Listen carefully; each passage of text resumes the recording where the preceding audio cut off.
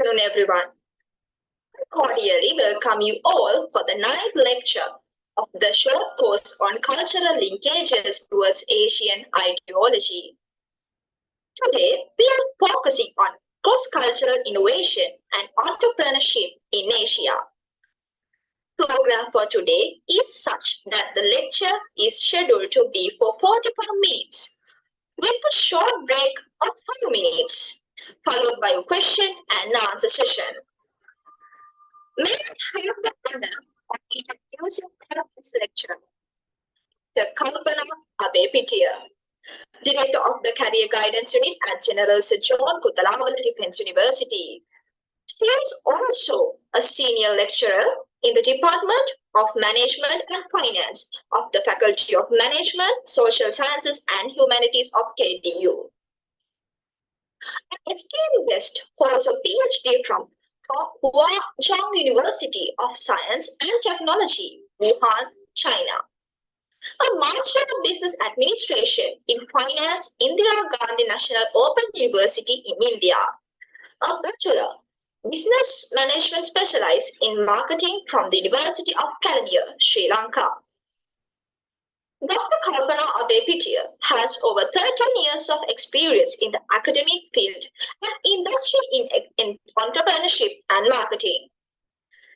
She has held various important positions at the State Ministry of Rattan, Brass, Pottery, Furniture and Rural Industry Promotions, multiple defense academies in Sri Lanka, SINEC Maritime Campus, Eden Corbin University, Australia, and IIC University of Technology in the Cambodia, to name a few.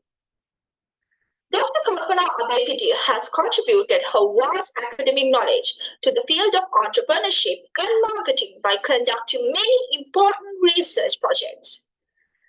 She prolifically contributes articles across various platforms, including local newspapers, web-based platforms, and magazines. She has been awarded Asia GCC Awards for the Excellence in Leadership, Iconic Woman Leader Award, India in 2021, Pioneering Woman Leader Award, 7 Leadership Congress, Mumbai, India in 2020, Emerald Most Proactive Research Award, BM2 ICAM4 and International Joint E-Conference 2021, name a few. Madam, we are profoundly honored to have you with us here, and we warmly welcome you to deliver this lecture. Thank you. Thank you, Laknara, for a very big introduction. Am I audible? Can anybody confirm? Yes, madam, you're audible. Okay, so I can share the slideshow now. So we are going to talk about, it's a very interesting topic to talk about the culture and how the cultural influences into the innovation and entrepreneurship development. Since my subject is entrepreneurship plus innovations, fostering innovation, we cannot forget culture. Cultural influences, cultural dynamics are highly contributed to developing entrepreneurship in the Asian region, but it is not limited to Asia. It is the whole world. There are so many examples we can find from the globe. There are lots of cultural influences in developing entrepreneurships as well as continuing the business development. So as I heard, your class is having the students from different disciplines. I'll start with explaining what is entrepreneurship and what is innovation. So then let's start with what's the content that I'm going to cover today. So we are having only the little more than 1 hour to discuss our topic. So our topic is cross-cultural influences in innovation and entrepreneurship in Asia. Therefore, I thought of dividing this area into few more topics. So firstly, we'll discuss about how the culture influenced the Asian businesses. There are plenty of examples, and also we can't forget that we belongs to a region where like two more big economies, right? Not two, right? Two in the sense, like I said, like two big markets, India and China. Plus, but however, there are the developed countries within our region, and their development based on the boosting innovations, right? Example, Japan, South Korea. If you take even now, the emerging economies are there, Vietnam, Taiwan, and another developed country is Singapore. So we actually fortunate to stay in this particular region because I believe even in the near future, even in the next few decades, let's say next 10 years time, our region will contribute more into the economic development, not into war, nothing then not into the disruption, but our region will contribute more into the development of the economy. The world economy, not only that will not only limited to the economic development, that also will contribute to the social development plus the natural environmental development, because there are so many things are happening, and our Asian countries have taken so many actions compared to the Western countries, right? I'll come to that later. So we'll discuss about Asian culture. Firstly, how that influence business sectors in the area in our region, and then the role of the innovation in Asian entrepreneurship, right? I will discuss what is called entrepreneurship and what is called innovation before we come to all these topics. And I also would discuss what are the challenges faced by the entrepreneurs in our region mainly, right? I will highlight very few challenges. They are the most influential challenges because every challenge has an opportunity. That is something that we have to accept, and that is actually the basement of any entrepreneur, right? The entrepreneurs are basically taking challenges. So then challenges and what are the opportunities arise based on those challenges. I will discuss a few points, and also how we can promote actually the cross-cultural collaboration in the development of the business sector in Asia. So these are the areas that I am hoping to cover up during today. So I prefer to make it more discussion level lecture rather like going to a traditional level class. Therefore, if you have any question, please disturb me and raise questions. It's all right, right? And also at the end of our session, there will be a Q&A session. I also will ask few questions by looking at the number of the participants, right? And you also can ask if you need to clarify anything related to the delivery today or anything that you want to know. If I know, right? We can talk about that as well in the Q&A session, right? So this is how I plan to conduct the lesson today. So we'll go ahead with the introduction. So why, right? Why it is entrepreneurship and innovation, and also how that is highly linked. I say culture is contributing highly to boosting innovation and entrepreneurship, right? So before that, since there are students, those who are not having entrepreneurship backgrounds or business management background, entrepreneurship, right? When it comes to entrepreneurship, we spell out this word in a different way because of let's say like the Chinese spell out this in a different way, Japanese spell out this in a different way, Indians spell out this in a different way, the Americans spell out this in a different way, UK, British spell out this in a different way. It's all right. It's called entrepreneurship, right?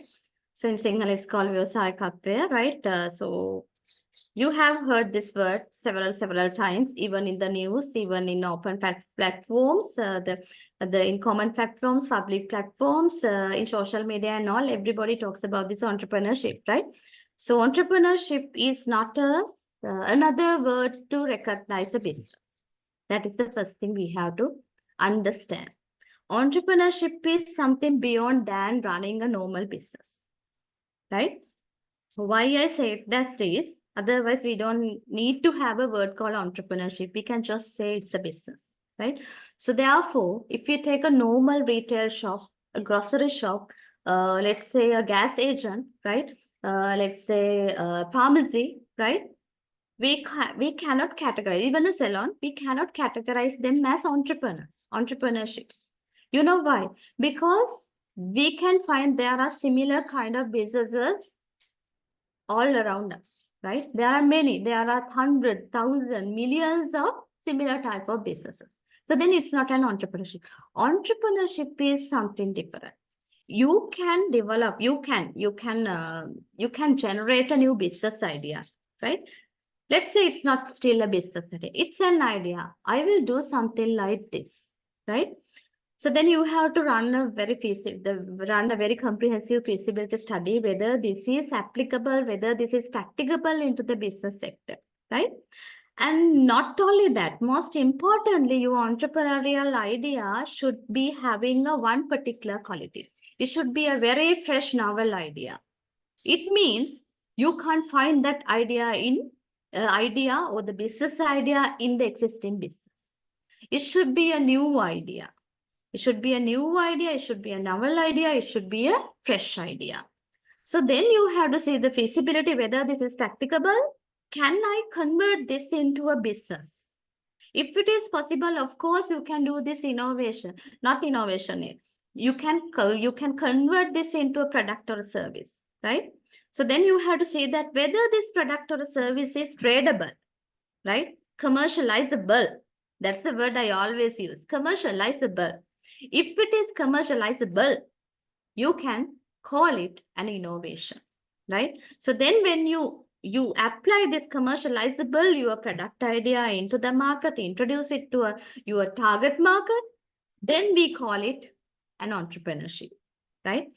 There are many people, they call themselves entrepreneurs, but still they are not entrepreneurs. If you are an entrepreneur, you should be able to develop a very recognizable brand, right? Then only we can call you are an entrepreneur. Elon Musk, right? Everybody knows Tesla even than Elon Musk.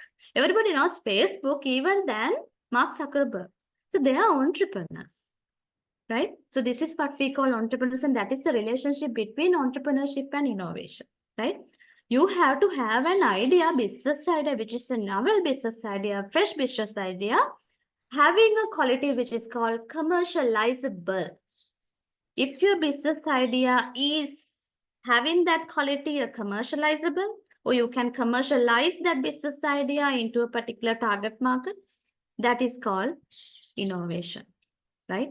So you start your startup with that product, that is called entrepreneurship. So this is what we call an entrepreneurship. That is why we can't use this word to recognize any type of a business. There is a particular separate section from a normal business to the entrepreneurs, right? Entrepreneurs are rare. Businesses are common. Entrepreneurs are rare, right? So we have to understand that firstly. So I always correct this idea whenever I talk to the public or when I start lecturing in entrepreneurship, even in local platforms or international platform, because people are having a different mindset, different idea about entrepreneurship. Even when you run a business, you call yourself as an entrepreneur, which is wrong. You have to find out, is there any innovation in my business? Is it all right if you have a same product, but if you offer it in a different way, if your business model is different, right? It has some innovative creativity, some innovative qualities in it, you can call it as an entrepreneurship. But if it is same, you can't call it an entrepreneurship, right? So that's the most important thing we have to understand before we go ahead with our class. So importance of understanding the cultural dynamics in entrepreneurship. So why? Number one. So look at the global business landscape, right? So today our entire lecture is completely based on the business sector in Asia, right? And I'm linking culture into it, right? I'm not going to talk about anything else. Two things, culture and the entrepreneurship or the business sector as a whole. So think about the global business landscape, right? We belong to different regions. We are represented in different countries. But think about some popular brands like Coca-Cola, McDonald's, KFC, the Pepsi and all, right? So they are popular in any country, right? So look at this business landscape.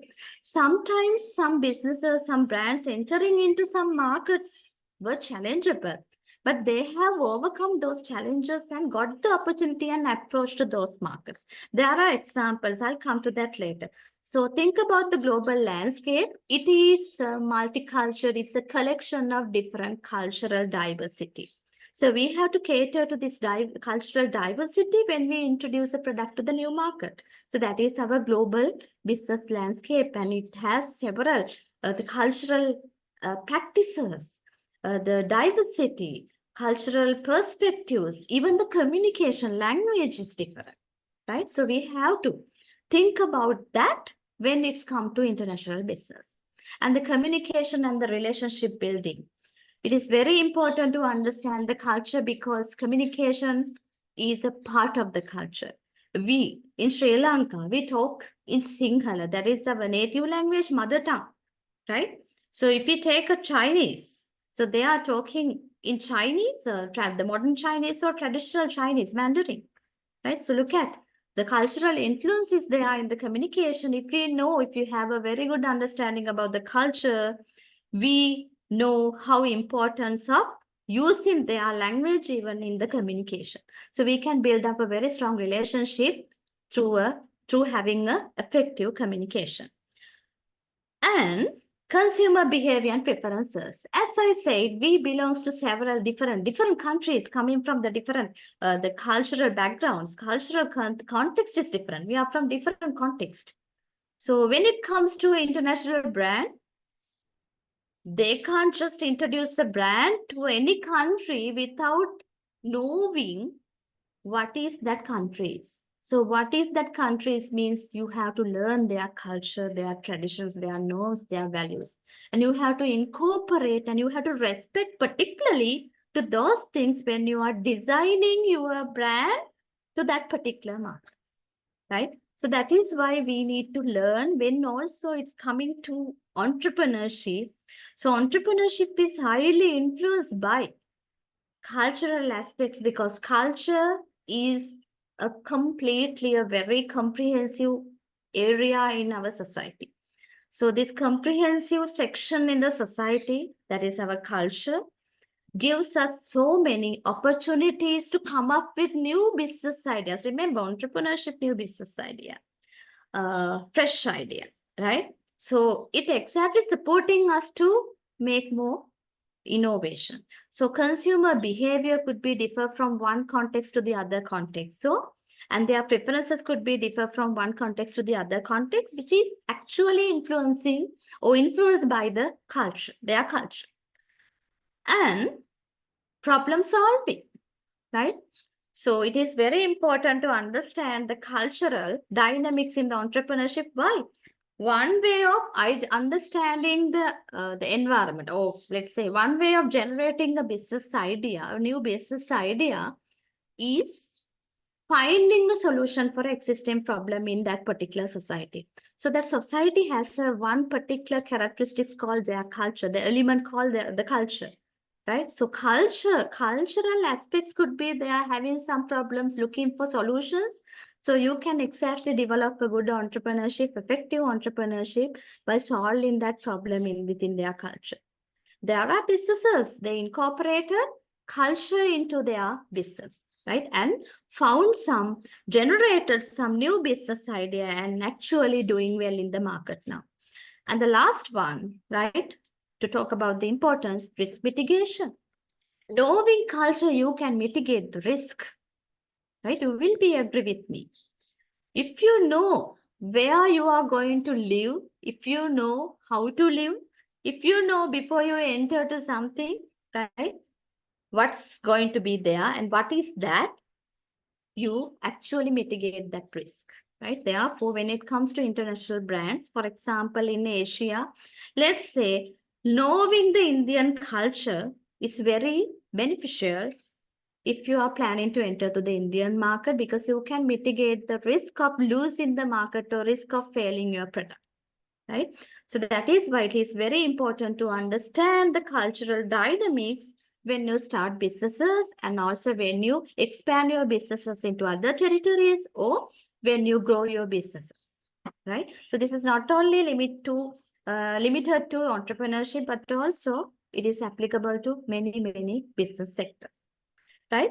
So that is why we need to talk about the cultural dynamics in the entrepreneurship and boosting innovation, right? The world we are living in giving us so many opportunities to incorporate culture into our businesses and come up with new business ideas in order to make sure that our society is running smoothly.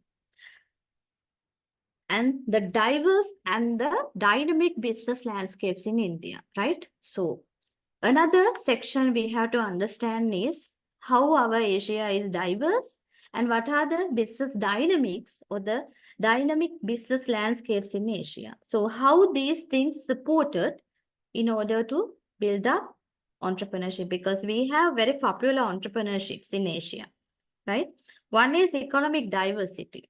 Just think about, we have developed countries, we have developing countries, we have emerging economies, and also we have um, some kind of a problematic economies as well at this moment, right? For example, let's say Sri Lanka, Pakistan, we are having some economic issues, right?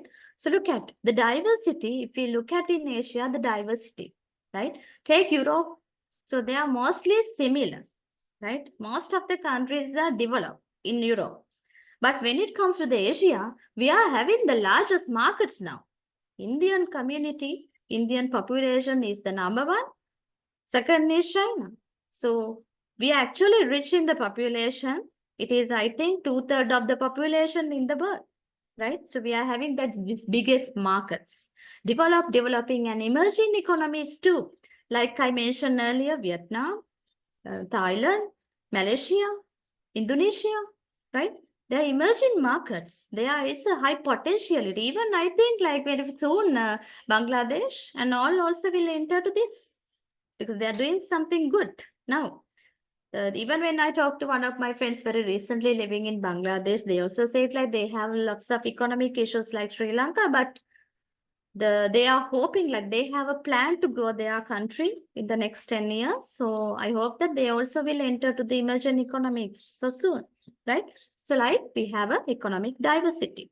So that is also one part we have to consider when it comes to the cultivating an innovative culture in Asia and also boosting entrepreneurship. Another one is cultural variability. I think I should not talk about this because you have a very good understanding about this. We are different. Sri Lankans, we have a different culture. If you take India, having a diverse culture, they have different cultural the characteristics. They are different from state to state. If you take China, it's different. If you take Japan, it's different. There are close similarities. Sometimes we can find within these countries, even China and South Korea, most of the time.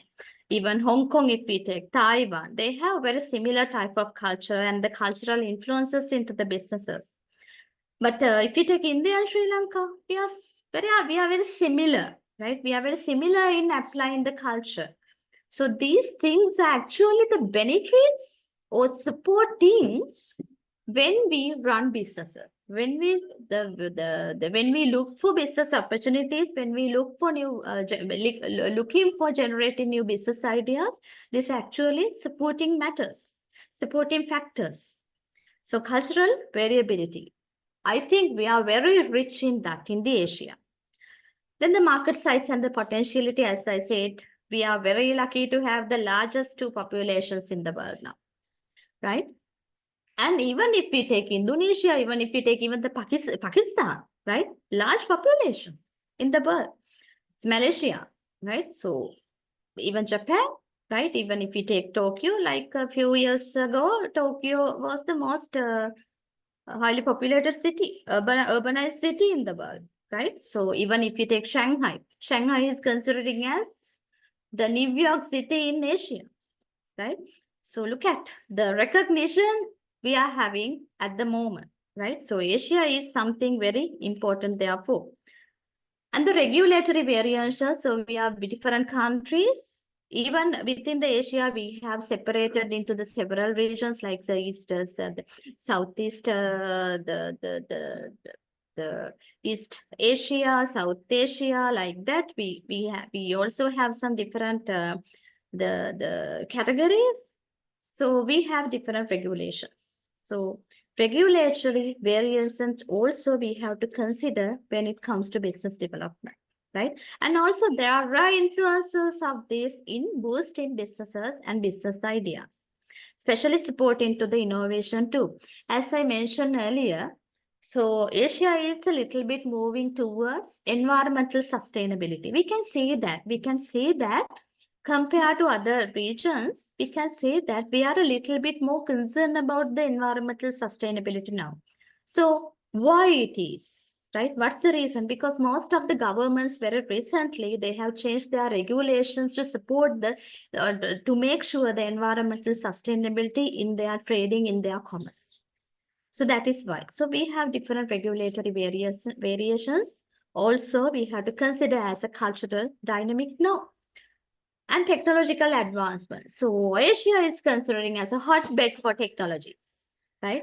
If you take most of the recent technologies, and if you take Japan mainly, South Korea, China, Singapore, Hong Kong, India, particularly, highly contributing to the technological advancement. Most of the recent technological influences, developments introduced by Asian countries.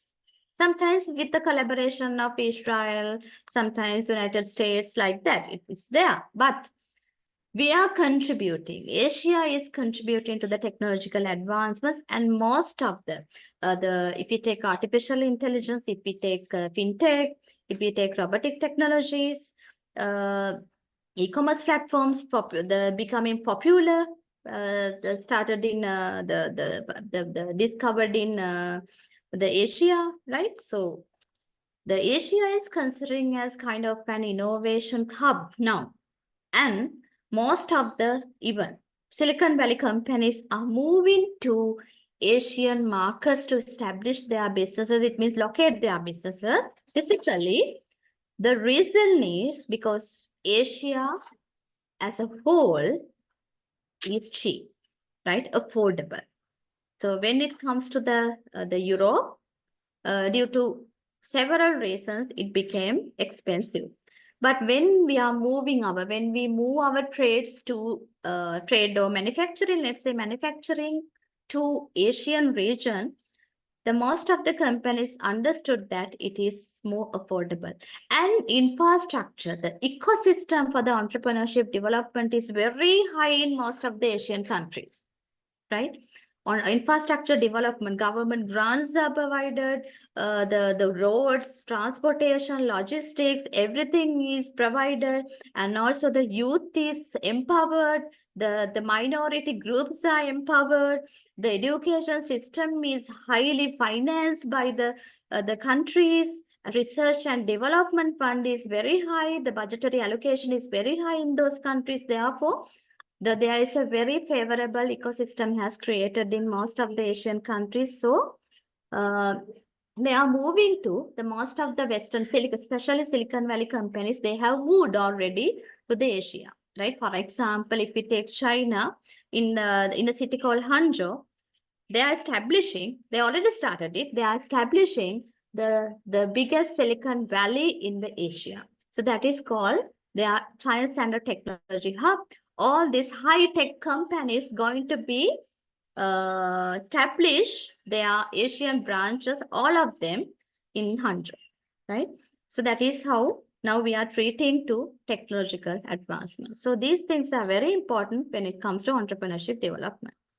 So moving to overview of the Asian cultures, I'm just taking only 4 countries due to the time limitations I have. So I said we are going to talk about some important features of some countries, right? We cannot forget them because those were the essence of boosting their economy, right? Mainly highlighting one of the very success factor behind their economy is maintaining a strong interpersonal relationships in the business success, right? So good communication, sharing information, and active listening were the main causes of their successful building relationships. So they emphasize they have to respect each other, and they have to make sure that they have built up a strong interpersonal relationships, right? So that is China. That is China and some essence behind their successful economic development, right? And then India, our neighbor, it's going to be the biggest economy in the near future, like China.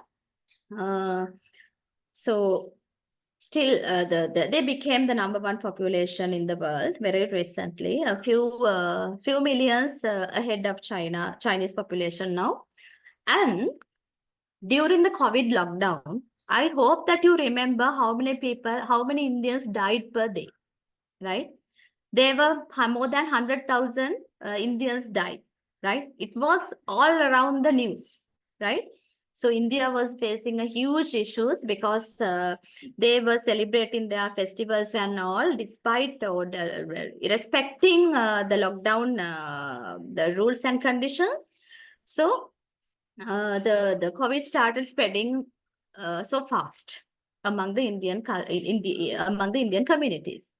However, do you know that India is the #1 country who have continuously keep obtaining patents, even the international patents, during the COVID-19. So they have the highest number of the patents obtained during the COVID-19.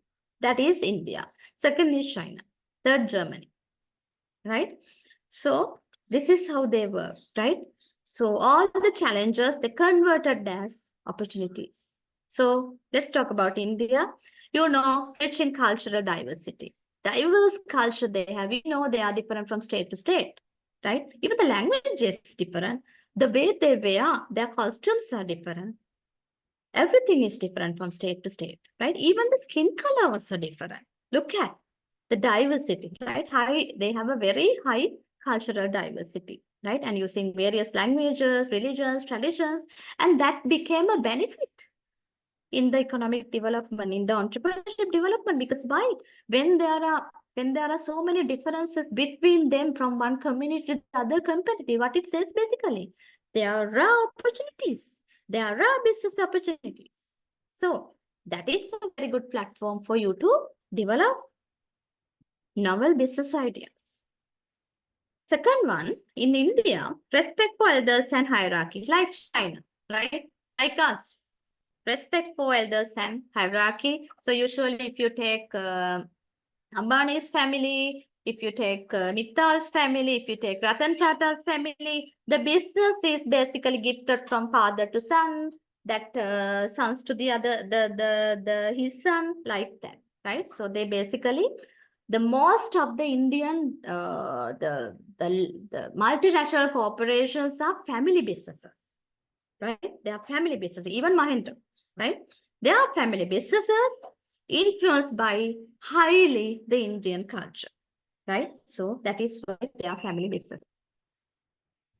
And last one about India, importance of building personal relationship for effective business dealing. They also highlight the importance of keeping up good interpersonal relationships to make business success.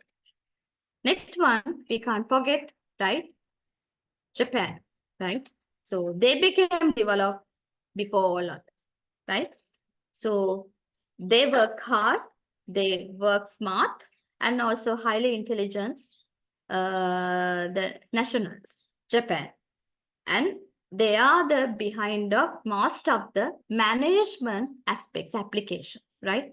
If you read the stories behind Toyota development, you can find so many managerial theories identified, found in the business sector, especially in the automobile manufacturing. So Japan, they emphasize on group harmony and consensus decision making, right? They agree. They are very polite nation. So they agreed upon each other and they work towards as a team. Second one, deep respect for traditional values and customs. We know that it's a very culturally oriented country. So they maintain their own culture and they have their maintaining their own respect for their traditional values too. And that reflects in their businesses as well, right? Basically, right? We can see that even in reflecting all their cultural values are reflecting in their businesses, especially in entrepreneurships.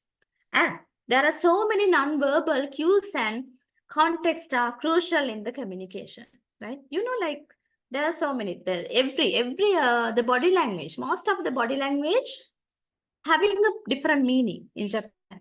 So the even if we take the whole Asia, we have several our body language has different meanings, right? So Japan is the top of it. Usually, they still follow their own traditional way of respecting each other and all using non-verbal communication. I have seen that even in China, I have seen that even in South Korea also, they actually like their body language is the using to show up their cultural aspects. Then South Korea, another biggest economy in the Asian region, respect for the authority and hierarchical relationships. Again, the Confucian culture is practiced in South Korea as well. So hierarchical authorization or hierarchical system they follow. Again, when we take the South Korea, like India, you can find that family businesses they are large businesses. Multinational corporations are yet family businesses, even in Japan, right? So it is a very different characteristics when we compare Asia with other regions, right? We are family-oriented countries and strong emphasis on hard work, dedication, and loyalty, right? South Koreans are basically, they have usually like, they follow, they are like, we believe them as managerial applications in our management when we learn management and administration, but hardworking, punctuality, efficient work, dedication, commitment. These things are cultural aspects in South Korea. So they believe that they have to be committed, they have to be punctual, they have to be efficient when they are given any task. So that is coming from their culture. It's not somebody like go there and teach them. It's coming from their culture. I think that is one of the reasons why they became the developed so far in so fast. And the last one, again, the collectivism like China, right? So they basically highlight the team cohesion, right? Team cohesion in both social and team building. So South Korea is actually, if any of you are in the business field, business sector, your discipline is business development or business management and all, learn about South Korea well, right? The way they develop their businesses and how they have pushed up their brands to the international context. They have a very beautiful, nice marketing strategies. We have to learn, right? So I actually appreciate South Korean marketing practices. I can say lots of differences and innovations in marketing, right?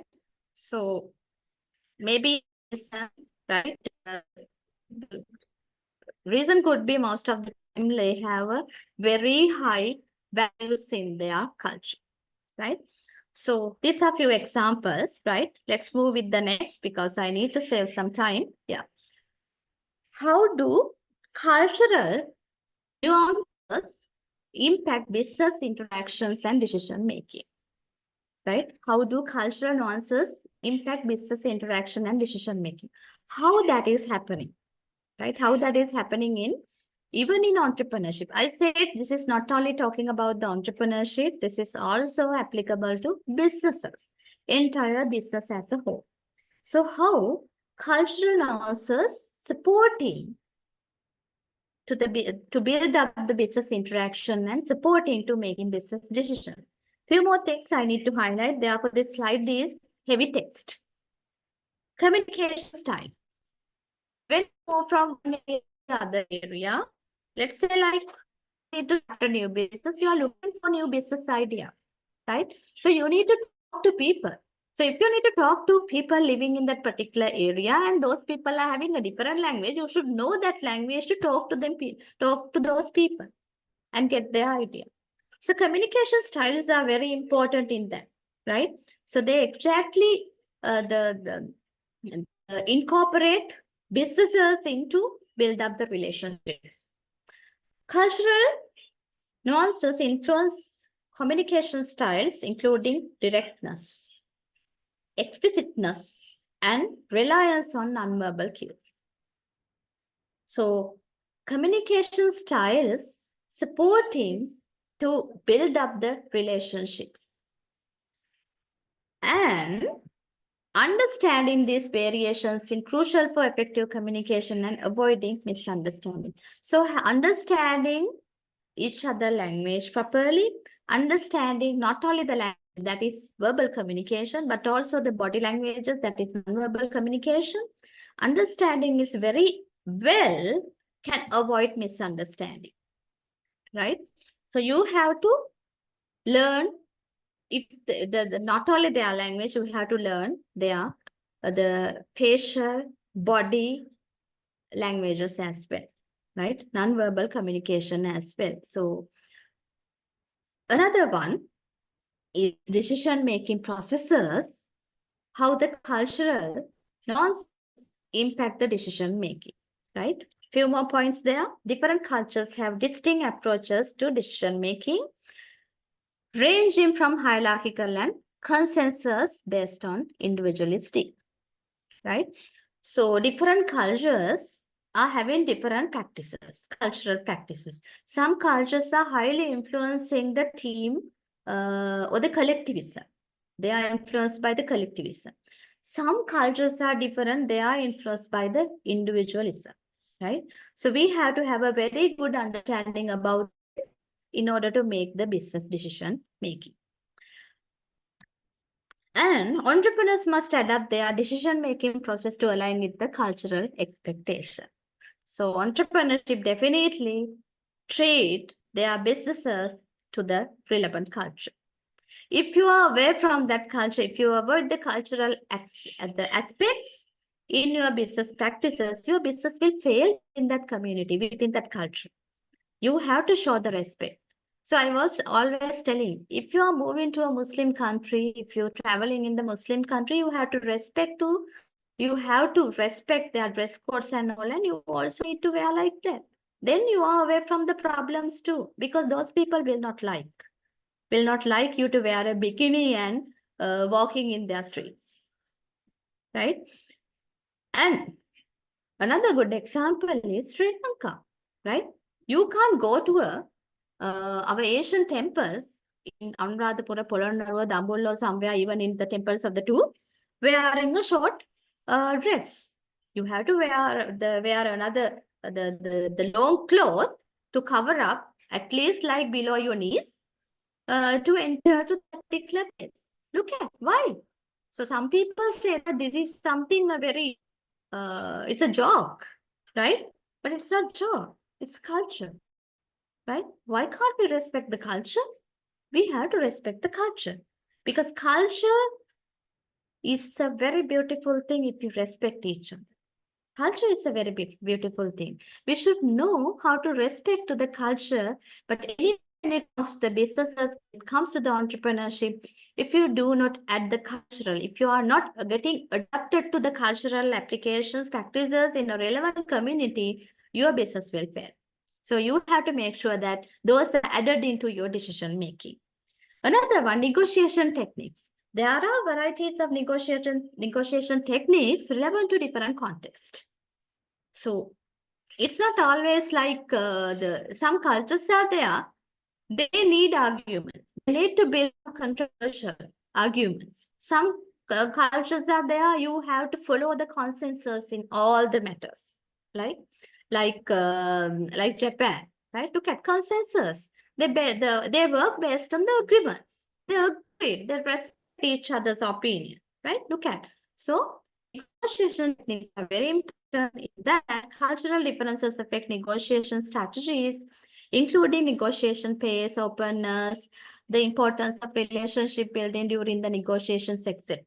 Right? So showing the respect to each other and try to build up the relationship will make sure the success of your business. So you have to think about, you have to know what are the culturally influenced negotiation techniques in that relevant community. And adapting to the cultural preferences can enhance the likelihood of successful negotiations. So that is why. Further to that, hierarchy and authority. Most of the Asian countries will learn that they follow the hierarchy and the authority. That is a part of our cultural value. So respect for the hierarchy and the authority varies across cultures, impacting leadership styles and organization structures. In our organizations, we follow these authorities, we follow this hierarchy. Even in our families, right? Even in our families, even we are living in an extended family or a nuclear family, we have that hierarchy. It's starting from the father, if it's a nuclear family, right? So if it is an extended family starting from our grandfather, right? So hierarchy and authority, this is so the common cultural value, the characteristics we can see in most of the Asian countries. Entrepreneurs need to navigate these dynamics when forming partnerships or managing teams in diverse cultural settings. So we have to think about that. We have to think about that as well when we are establishing our entrepreneurship within our context and moving into another context or starting our entrepreneurship in another Asian country. We have to know and we have to see how the culture works with them. Relationship build the all 4 countries we took as examples. All the countries, all 4 countries, including China, South Korea, and Japan, they highlighted the relationship building is very important and it's a part of their culture, right? So that is why, remember my example, COVID-19. Spreading COVID-19 in India became so faster due to their cultural festival. Why? Relationships. They wanted to maintain their relationship even during a national emergency. Right? Look at how the culture is influenced in their society. Right? So it is very important. So one of the very important value, cultural nuances we have to accept and respect in our business scenario. So building and maintaining relationships are often fundamental to business success in many cultures. Relationship building, right? If you are the business management, definitely understand this. Businesses depend on relationship building, right? Businesses, the success of the businesses depend on relationship building. So the last one, the process of relationship building may involve socializing, trust building, and demonstrating commitment. Right? So these are cultural values, especially when we take South Korea, these are their cultural values, right? So that is why they have built up a very strong brands which are recognized all around the world now, right? So next section, innovative ecosystems in Asia, right? Innovative ecosystems in Asia. So we have a few more minutes. I'll go through it. So technological advancements, remember, I mentioned this as well. We are considering as the hotbed for innovation and services. Startup culture. I'll show you in next slide. There are several startups we can say all around the Asia, right? Startup means new companies, newly started companies. They are startup companies, and we can see they have a very fast growing, right? I'll show you a few examples in the next slide. They have a very fast growth reported in a very in a short lifespan, right? So startup culture is very, very favorable in Asia because of the economic development, economic boost in most of the Asian countries, recent economic boost in the most of the Asian countries. And the government initiatives, as I mentioned, most of the countries, if we take, they provide the most supportive services to business development, entrepreneurship development.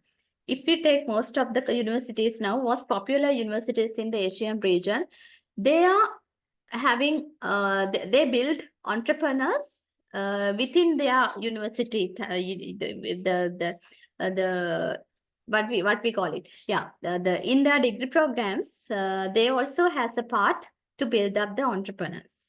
And also they are promoting entrepreneurship education in most of the in Asian universities and also higher education institutes. Very recently, I have participated to the UNESCO entrepreneur. They have a network called uh, the Asia Pacific UNESCO Entrepreneurship Educators Network. So there are plenty of there are many participants came from representing different countries in the Asia Pacific region. They talk about how they have applied entrepreneurship education into their degree programs and the enhancing the entrepreneurial skills among their undergraduates and postgraduates. So like that, the funds were given, the funds for the research and development were given, and also even the government supportive services became more flexible in most of the countries. So it is very easy for our businesses to work in the business sector due to most of the facilities, infrastructure development provided by the government. And the cross-sector collaborations. We can see now the academics like the universities and the private sector working together, private sector and the government sector working together. Two governments are working together, multiple governments are working together now. So we can see the cross-sector collaboration mostly in Asia, and that is one of the required the factor for innovation ecosystem. Right? These are actually required required factors for building up innovation ecosystems. But it is available already in most of the Asian countries. And the last one is a consumer-driven innovation.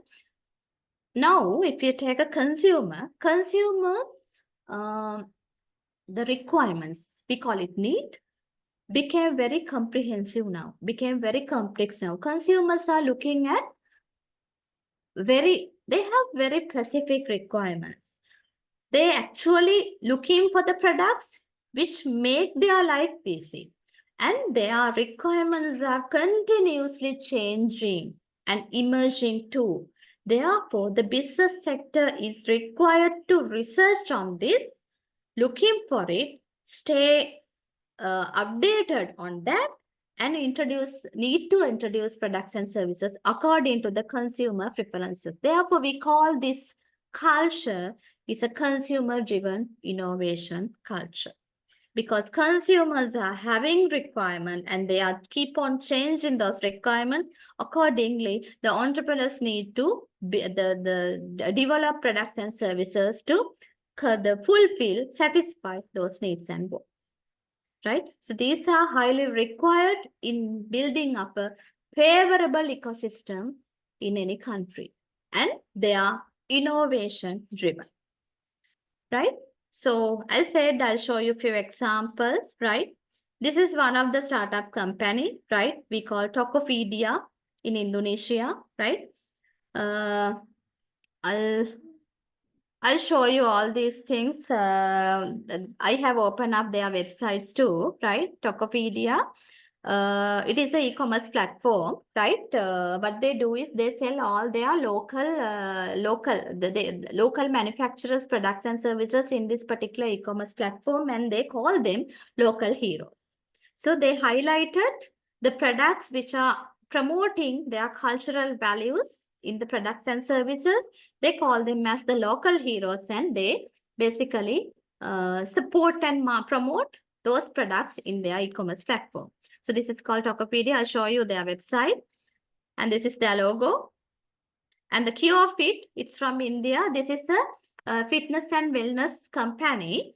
What they do is all their techniques and methods are traditional yoga, and also traditional this meditation and all kind of things they introduce to the modern society, right? So it is, but the business model is different. You can see that in the website. I'll show you. That is called Cure Fit.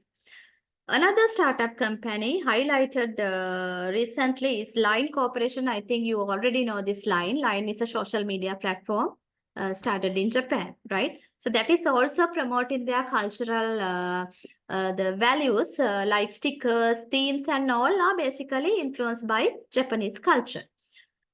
This is their logo. And the other one is the Beiming, right? That is South Korea. It's actually a food delivery company, right? It's a food delivery company. What they do is they also have a different the traditional food traditional food the traditional food they promote in their the platform. Not only just delivery, they promote the traditional food makers and deliver those products to the buyers. And they promote traditional recipes and all in their company. And another one from China that is called Pinduoduo. This is also the social media platforms, the promoting their own cultural the themes, values and all, right? So now I'm going to shift to those websites, taking a few 1 minute. Let me stop sharing and moving to my, yeah, give me 1 second.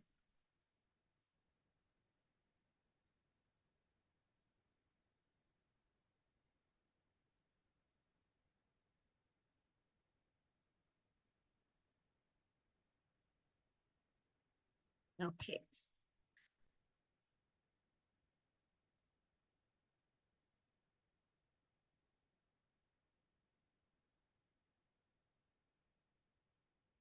You can see that right here, this is Tokopedia, right? Sorry for this. Okay. So this is that e-commerce platform, right? And move into the other tab, right? That is the KeoFeed. I hope you can see this website also. Let me know if you can't see. This is KeoFeed, right? It's an Indian business promoting traditional wellness and fitness methods.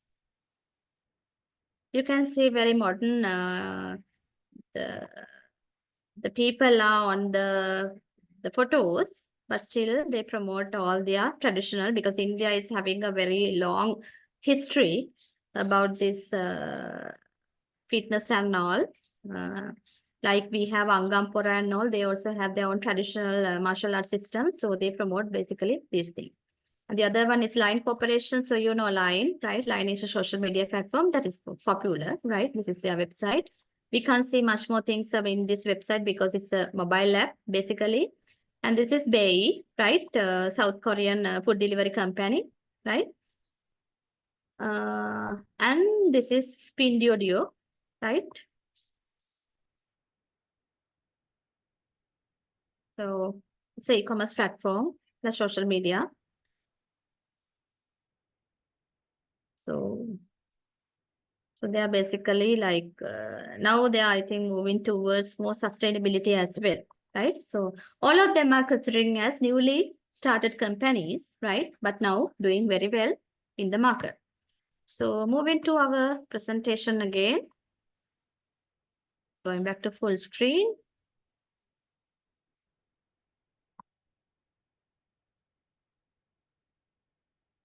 So common challenges faced by entrepreneurs navigating cross-cultural environment. So what are the common challenges, right? Common challenges faced by entrepreneurs in Asian region. So actually there are common challenges. You can say that, right? Communication barriers. Why? Because we don't understand each other very well and we don't want to understand each other very well. That is why we have communication barriers. And we find that we have to have a one particular stand, respect, we got communication barriers. Another one, cultural misalignment. Most of the companies, when they are moving from one context to the other context, trading, they face several issues with aligning the cultural aspects to their businesses, right? I'll give you one of a very good example. McDonald's. In 1990, they entered to Indian market and became one of the successful food chain, international food chain in India, because they actually show the respect to the Indian culture. Right? You can't find beef burgers in most of the North Indian McDonald's. You can't find. They still don't sell beef burgers. If they start selling, definitely their business will lose, because people will avoid going to McDonald's. Right? That is one. So cultural alignment is very important, but that became a very difficulty in most of the situations. And the Pepsi, right? I don't remember the usually, like it's not always in my mind. Therefore, I put it in a text. Pepsi, that is also in 1990 when Pepsi enters to China. The Pepsi entered Chinese market in 1990. They use the slogan, right, in the English, which is called "Come Alive with the Pepsi Generation," right? Which that was the slogan. The brand slogan they use, "Come Alive with the New Generation." But when it translated to Chinese language, the meaning was, "We are going to bring back your ancestors from the dead." Right? Look at. So it's completely a different meaning. So Pepsi didn't look at their Chinese meaning of the slogan. Due to that, they failed the launching Pepsi in the several provinces in China. Because people neglected Pepsi. Even still, you can't find Pepsi in China. Right? You can find Coca-Cola in China. That is called Chinese Coke. It's not even Coca-Cola, it's called Chinese Coke, right? I'll come to another few examples. Let's discuss this. Lack of cultural awareness, right? So these are all, like, my examples were common to all these things.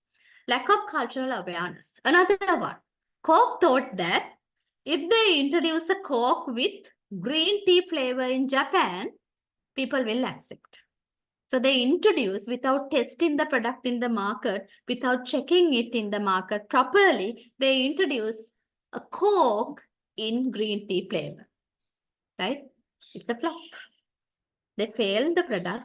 The product was failed in the market, and Japanese refused purchasing this. Why? They have a pure product called green tea, and why do they need to drink green tea with Coke?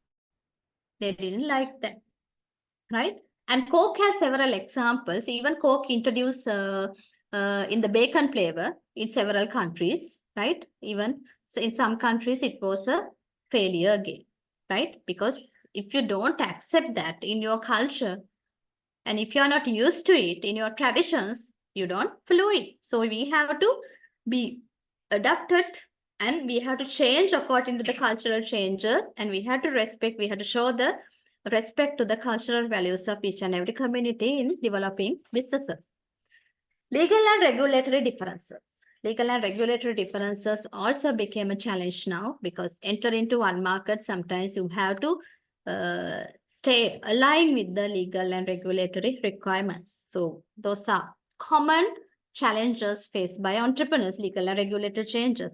And the team dynamics and the management is another one. That is exactly a reason inside it's an internal issue. It's an internal issue, team dynamics and management, because you have a poor human resource management inside your organization. So that is why you don't have team dynamics. Team dynamics means your team consists of different people. No gender differences, you accept any gender. No cultural differences, you accept any person from any culture. No context differences, you accept anybody from any context. And there are different people working in the team, and they respect each other. Team cohesion is continued, and the team spirit is there.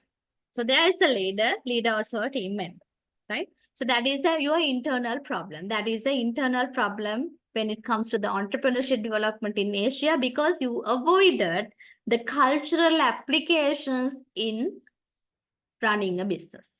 That is fun, right? So these are the very common challenges faced by most of the entrepreneurs when they are moving from one market to the other market, right? So strategies to overcome the identified challenges. This is the not the last slide, right? Before the last slide. Strategies to overcome the identified challenges. So what we can do exactly to these challenges, right? How we can avoid the number one, cost cultural training. You have to train your staff.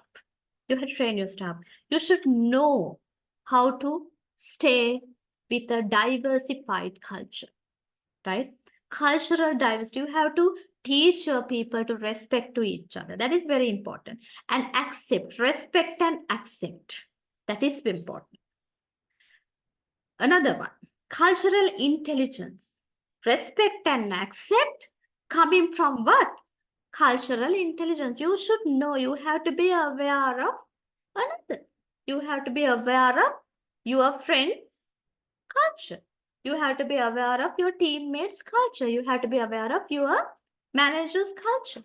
You have to be aware of the country that you are living, right? That is cultural intelligence. So actually we can do that too, lots of training programs, right? And also letting people to work in diversified teams, or we call team dynamics, right? Diversified teams, let them to work in a diversified teams. Establish clear communication protocols.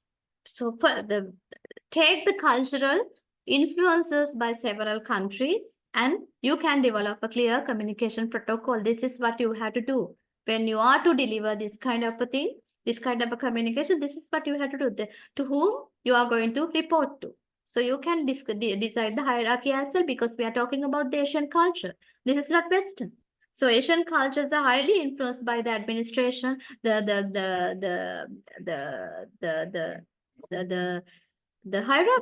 hierarchical system, right?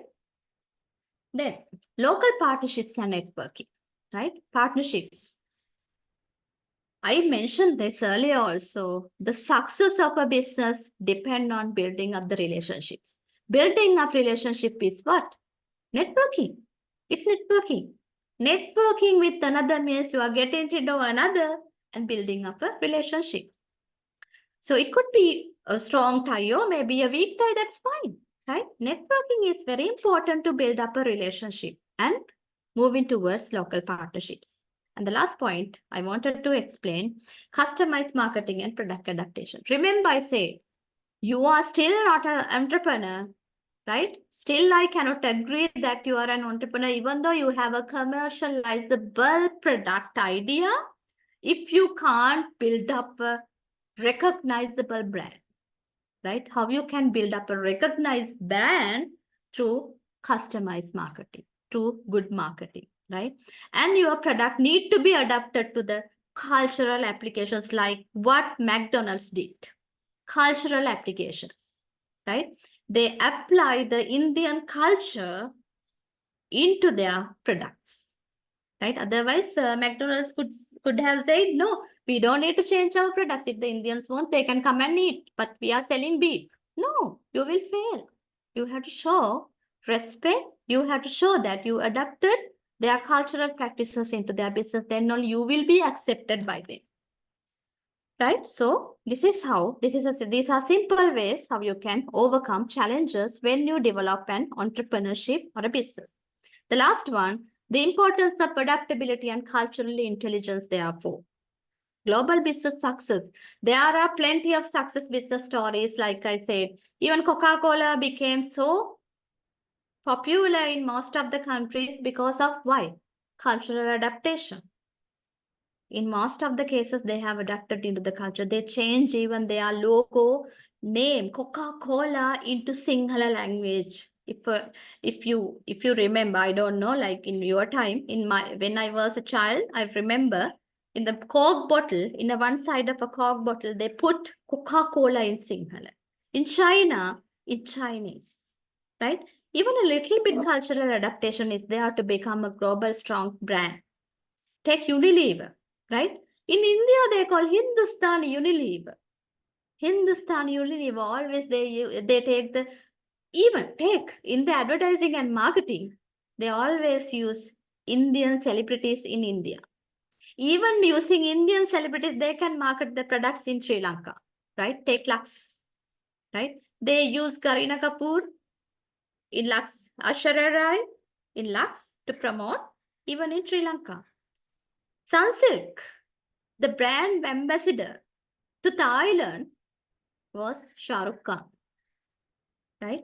So that is why even Thailand, Shah Rukh Khan is known by any person in the world now, right? So then it is very easy to use them in our marketing strategy. So those are reflecting our cultural practices, right? Even culture, the culture, and also sometimes the consumer behavior was influenced by the culture. Therefore, that can use to promote our businesses. And effective communication is another one. Effective communication, you have to listen to another and you have to communicate properly. To do that, you should know the language properly as well. You have to use a common language or you have to learn their language.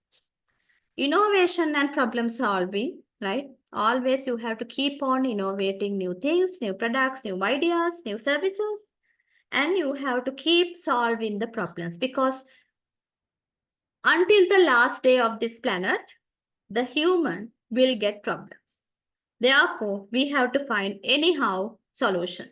Climate change is a problem now. So we have to give the solutions to the climate change. So the business sector is having a big responsibility to come up with solutions for the climate change. Because why? Business sector is the one highly contributed to the climate change, right? Especially when we take the farm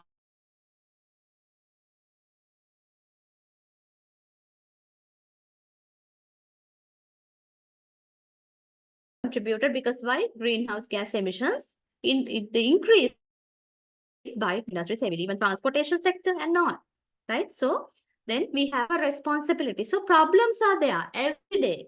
We get problems, we have to find the solutions. How we can find the solutions? Developing new business ideas. But when we develop new business ideas and implementing them into businesses and entrepreneurship, we have to think about the cultural aspects as well. And building trust and the relationship is another one. The success behind any business is depending on building relationship and building the trust. So last one, navigating change and the uncertainty also very important, because you can't get adapted to a change if you don't know it is changing. If you don't know something is uncertain, you will be stagnated to that particular change, particular status. So you cannot be stagnated with your entrepreneurship. You have to move on with your entrepreneurship with innovations continuously. So it is very important. You have to navigate change and the uncertainty all the time. So through that, you can boost adaptability and cultural intelligence, right? So with that, I would like to conclude to the lesson, right? Our topic was cross-cultural influencers uh, in innovation and entrepreneurship. If you have any questions, you can ask, right? I also have few questions to ask. If you have any questions, you can ask. I prefer if you can ask questions. Huh?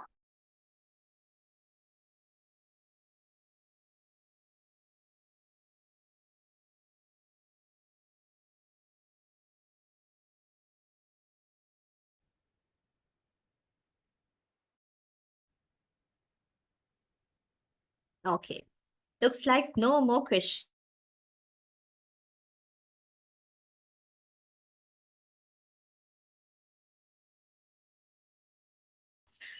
Then question number 1.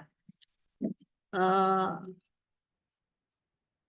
any of you tell me one challenge related to Communication in cross-cultural environment. One challenge related to communication. One challenge related to communication in cross-cultural environments. Anyone? Any volunteer to answer? Language barriers. Language barriers. Very good. Any other idea or any related ideas?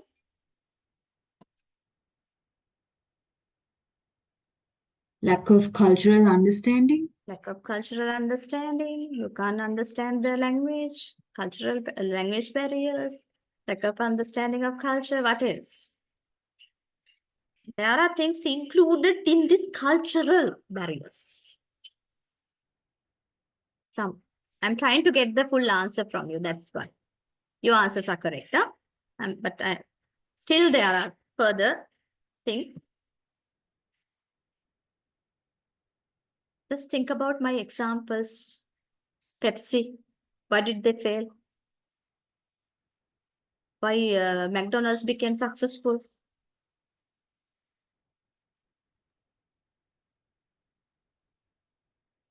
They couldn't properly identify those nuances and market their product. Yes, language nuances, cultural nuances, the customer preferences, they couldn't understand customer preferences properly. Yes. What about the communication styles?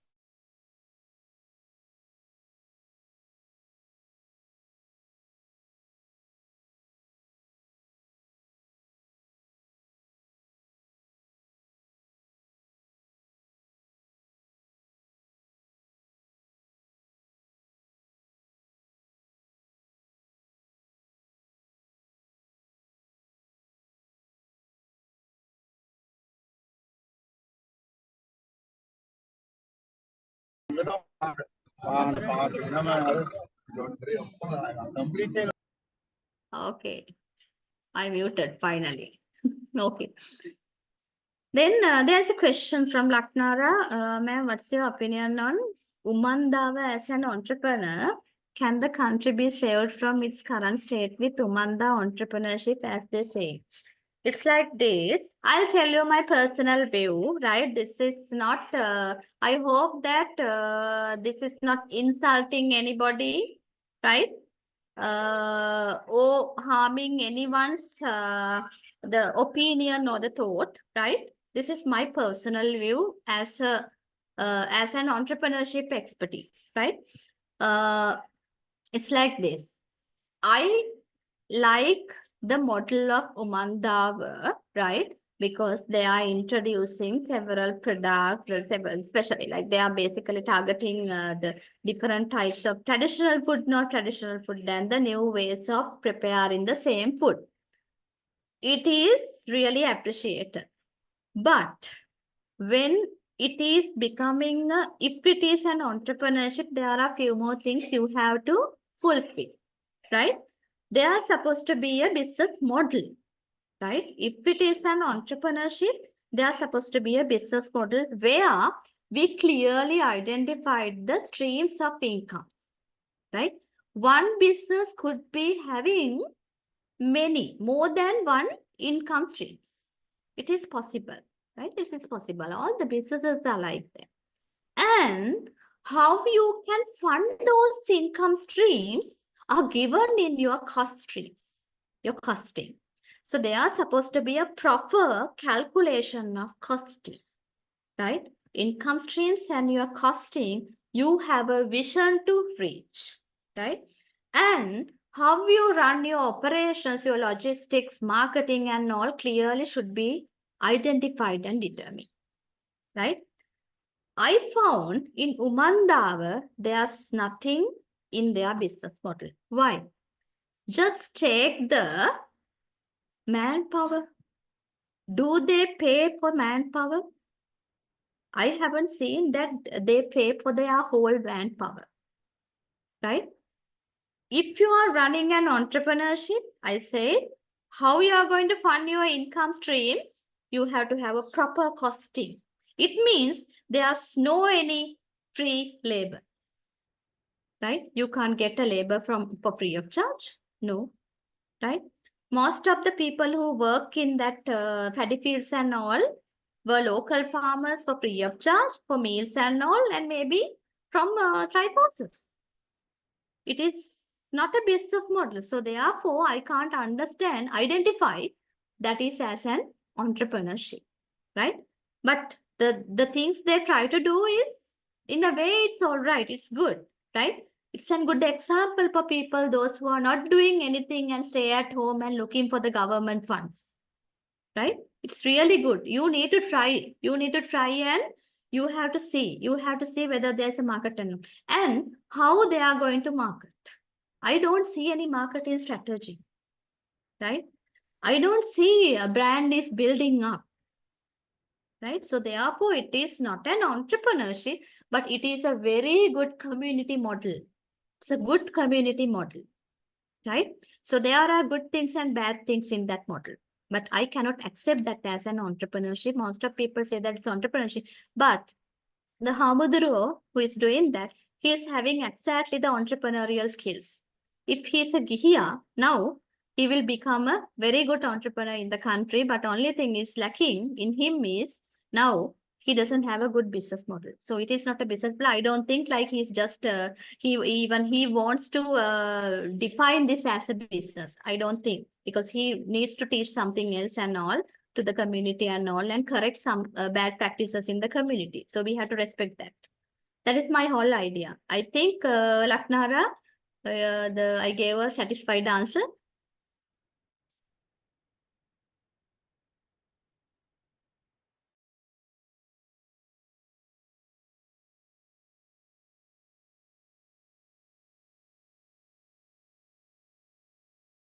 If you have questions, please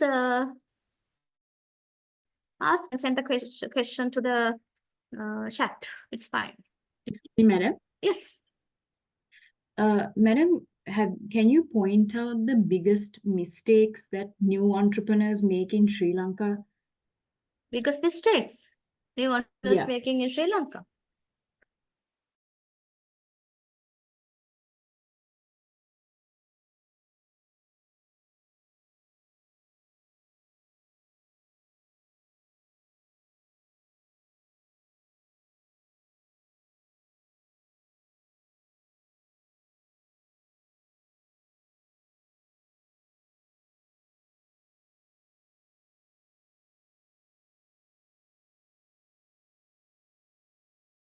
Entrepreneurs are doing well yet, right? Doing well yet. And we have to accept that they can't run the businesses without the political influences. That also we have to accept, right? Keep that away, because you can't run a business without politics. We can't live without politics. We have to accept that, right? There's nothing called separation from the politics and our lives, right? We are a part of the political systems in this country. Therefore, business also a part of the political systems of this country, Entrepreneurs, not the popular entrepreneurs, right? They have very particular, very focused problems. Commonly, if I take anyone who is starting a business, let's say startups, right? Biggest problem you face is your lack of literacy in managing finance. You don't know how to manage the finance, right? Just talk to few small companies, ask them, do they have an emergency fund? Do they have a profit reserves? Right? Most of the people would say they don't have, right? What they do is they run the business day to day, right?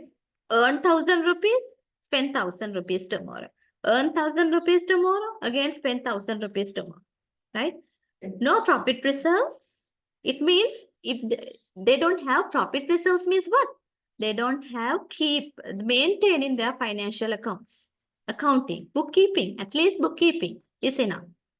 Second one, emergency funds. Do you know 900,000 small businesses completely collapsed during the COVID-19 lockdown? And do you know that there are businesses started during the COVID-19 and doing very well in now, right? Sri Lanka, I found still, right? Not found. fine, right? Sri Lanka is still a very good opportunity for startups, businesses. Because, I don't know how many of you learn marketing, right? In marketing, we call one of the market segment. Remember customized marketing I mentioned, right, in one of my slides? You can make the market niche. You can identify niche markets. Niche markets means a group of customers, those who are having a very specific, distinguished the characteristics, requirements, looking for very particular products and services. In a number, they are small. But this is a very good start for a startup company in Sri Lanka. There are so many opportunities like such in Sri Lanka. So we are in a recession, right? Economic downturn, right? According to the government, we are not in a downturn now, but right, if we take the average person in the country, they are facing lots of problems related to their consumption and spending their salary because their income is less than their the monthly expenses. So then it's a crisis. I mean, like for me, it's a crisis, right? Because we have to see everybody is happy, but they are not happy. Finally, then the situation is an opportunity in Sri Lanka, right? So why most of the businesses got failed? Because of lack of finance. Most of the businesses were not ready for full-time lockdown, right? Take the retail shops in Sri Lanka, retail chains in Sri Lanka, Kiehl's, Apico, especially Kiehl's and Cargill's. I very well remember just after few weeks, all the Kiehl's supermarkets and all the Cargill supermarkets started deliver to doorsteps, right? Because they already established their e-commerce platforms, right? We can order online. We could order online. So they make their platforms more stronger during the COVID-19 and enable all the customers to make make orders through their e-commerce platform, their websites basically, right? So then they deliver all the products to the doorstep, right? They look at the change and adaptability happen very quickly. Why? They were prepared. They were prepared. And I found very few grocery shops also close by my home. They also started doing the same. What they did was they were maintaining a customer database. They didn't have an e-commerce platform or anything else, right? There's no any particular payment, the portal also in the website. They didn't have even websites. But what they did was they were having a good customer database. So they WhatsApp messages, we have this and that and all, you can order, these are the prices, and they give some promotional prices also. If you order this amount today, you will get this much of discount. And then we order it, right? It's like this. You only need to type what are the things you need in the WhatsApp.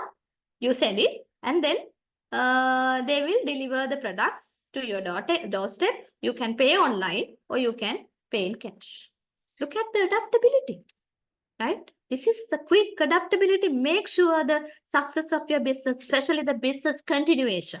Business continuation, make it happen is very important, right? So without having proper finance, and if you don't see the future, right, at least the recent future, you will fail.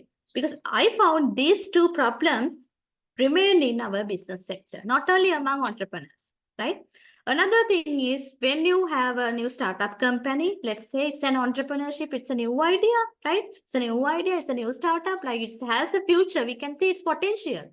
But what do?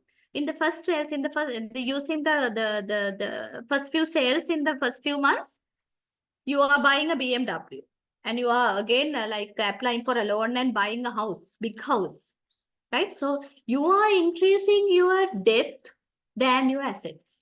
So when you are running a business, what you need to do is you have to increase your assets than your debts. But I found, because I do consultation too, especially for the small and medium businesses, main problem they have is they are suffering from a huge debt, not the assets. They don't collect assets generated from their profits. You have to collect assets generated from the profits, not from the income. I hope that you understand what's the difference between income and profits. Profits you can calculate after deducting from the cost of the product simply, right?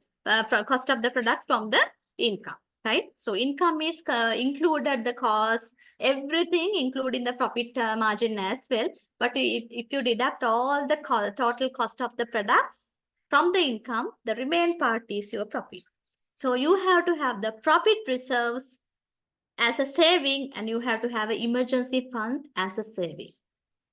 If something happened tomorrow, let's say like there is a civil war, again will start. You have to have something to run your business because your daily routine will be limited. Then you have to have something to at least to pay the salaries of your employers, at least to purchase from your suppliers in the case, right? So let's assume like some look at what happened like in China. COVID started, they stopped all their logistics. What happened to the world? Entire supplies chain, right? The heavily interrupted, right? Entire global supply chain heavily interrupted. So that is why. So we have to always foresee the future. Financial literacy is important, and you have to make sure your assets are more than your debts. Personal assets are more than your debts, right? I think I answered that question. Any more questions?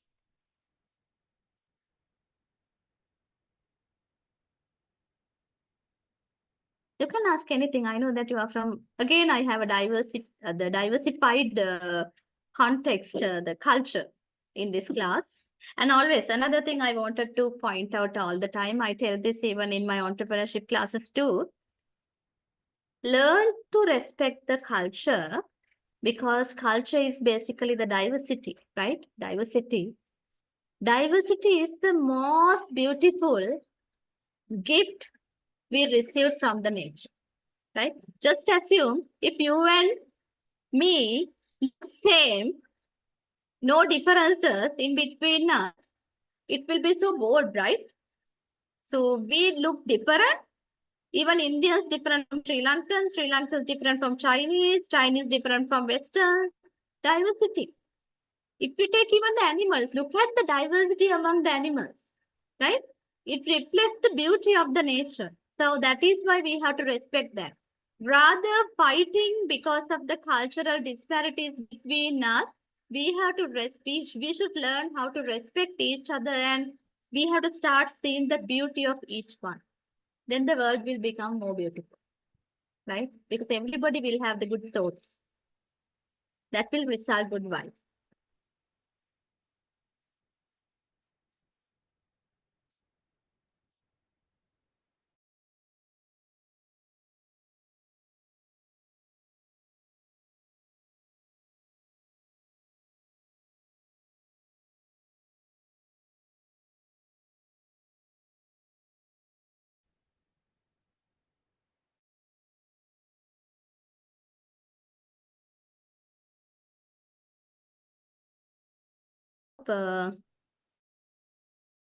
Yes, no any other speeches as well. So then if you don't have any questions, we can wind up the session. What we discussed was today, like it was the cultural influences in innovation and entrepreneurship culture in Asia. The Asia as a whole, it's a very good case study. Entrepreneurs are facing several challenges, and they converted them into the opportunities as well. There are several success stories in all over Asia. Especially we have to highlight the developed countries in Asia, and also the emerging economies in Asia, and also the strongest economies in Asia, because it's a collection, it's a full package. We can see Asia as a full package of all these things, and there are several challenges too. And also we have to have common characteristics among the common things among our each culture. So it's very easy to get adapted to that. And also, another important thing we have to keep in mind is culture is changing. So we have to change according to the culture, especially when it comes to businesses. Okay.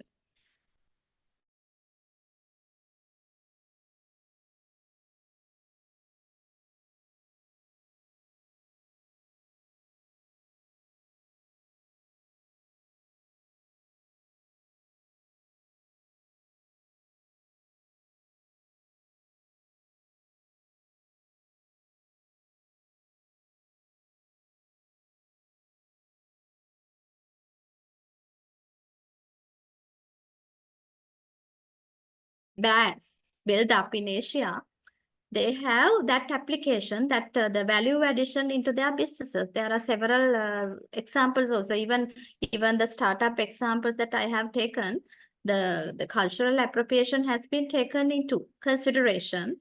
That is why they applied them into their, sometimes into the internal operations, sometimes into the external operations. So sometimes even in the presence of the market. So my idea is it's all right for you to consider that, because that is why we are talking about the culture particularly. Otherwise, we don't need to talk about the culture. If the world is same, then there's nothing called culture. World is different. That is why the culture is there. So we can consider that, right? There are situations we have to the inclusiveness of the culture, and also removing the cultural practices in the businesses. There are situations. So that is why the critical business decision making is very important. Where it is appropriate, you have to apply it. Where it is disappropriate, you have to remove it, right? So we have to learn how to do both when it comes to practicing businesses. So that is my opinion.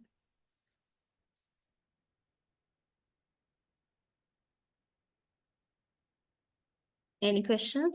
Good. You have many questions.